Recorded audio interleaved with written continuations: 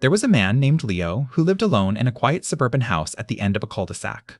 He worked nights as a security guard, and his only companion was an old golden retriever named Sam.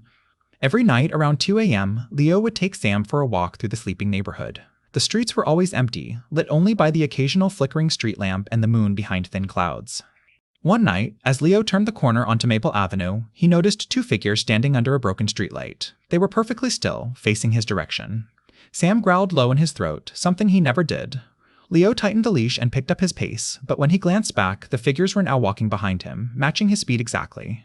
They never spoke, never made a sound except for the soft shuffle of their feet on pavement. Leo's heart hammered against his ribs as he realized the figures had crossed the street and were now directly behind him.